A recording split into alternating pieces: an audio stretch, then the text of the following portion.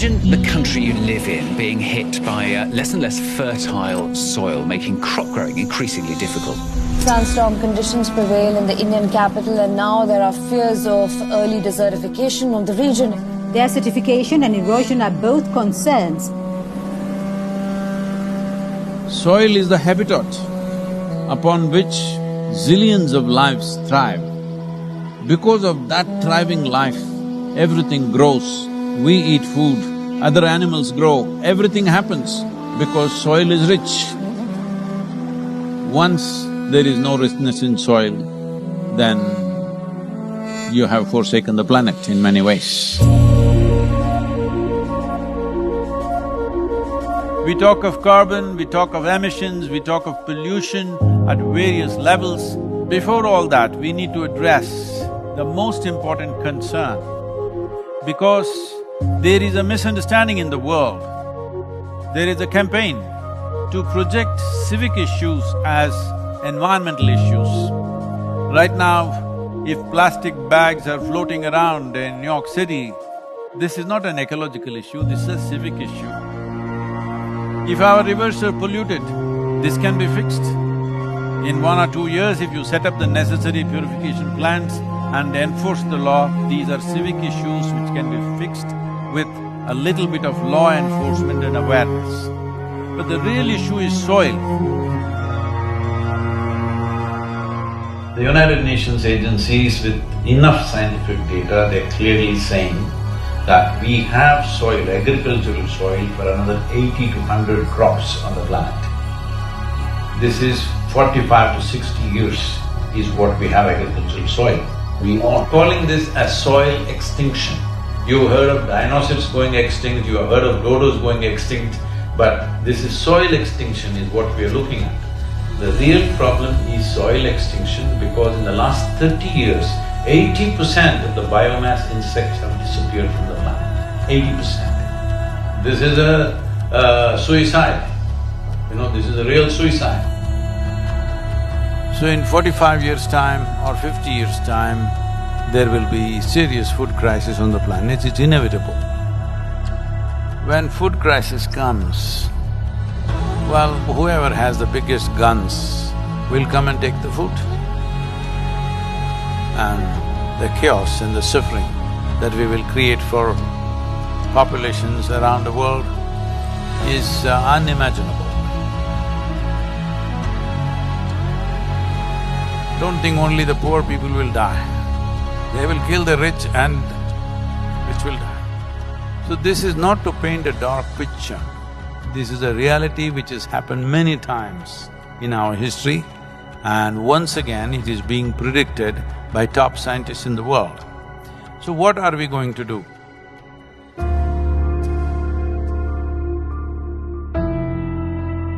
Why is soil going away? Where is it going away? See, what is sand becomes soil if you add organic content to it. What is soil becomes sand if you take away all the organic content from it. If you go into a rainforest, the organic content in the soil will be over 70%. In normal agricultural soil, the minimum organic content that has to be there to call soil soil is 3 to 6%. 3% is the most minimum. But today, for example, in India, 62% of India's soil, the organic content is 0.5% or below that. So literally we are on the verge of desertification. This is across the world, this is not in one country. In United States, the way the land has been used in terms of herbicides, weedicides, pesticides, well, we need to understand nearly 82 to 86% of biodiversity is within the first 12 inches of topsoil. When we plow with machines like tractors plow to a depth of 9 to 12 inches and leave it open, this means we are destroying the biodiversity completely. What biodiversity means is, it's the humus in the soil. The word human comes from the word humus. That means this is actually living soil. So it's very, very important that soil becomes the focus, because if you put 1/3 to 40% of the land, especially in the tropical world, under tree shade, your climate change could be easily reversed. Land is getting hot simply because it is plowed or it is paved.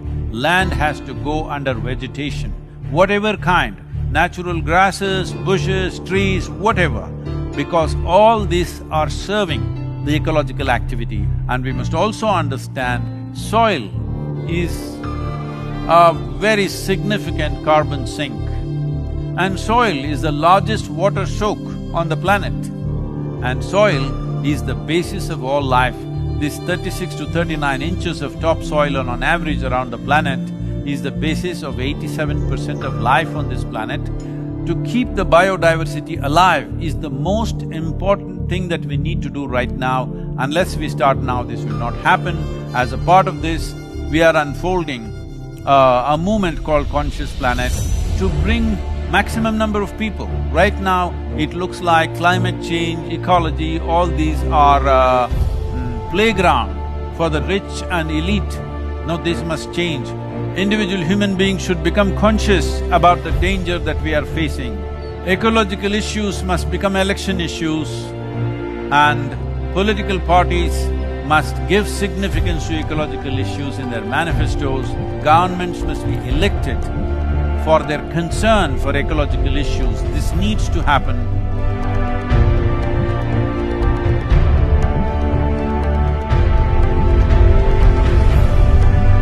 So we are seeing how to bring about a policy recommendation for 192 countries. The rally is starting on 21st of March, which is the equinox day in London. And from London, it's a single lone motorcycle riding through 24 countries, 30,000 kilometers, reaching the Cauvery basin where we are on ground working in a river basin which is 83,000 square kilometers, and 5.2 million farmers work here. The very body that we carry is soil. Without soil being rich and well, this body and every other life cannot be well. So in terms of ecology, in terms of climate change, the most important thing is that we need to have a conscious approach as to how we manage our soil, how we rejuvenate our soil, how we revitalize our soil. This conscious approach and creating a conscious planet is what is most important. Without involving large mass of people, this will not become a reality because we are democratic nations. Unless people say this is what they want, that is not going to happen. So let's create a conscious planet. Let us make it happen.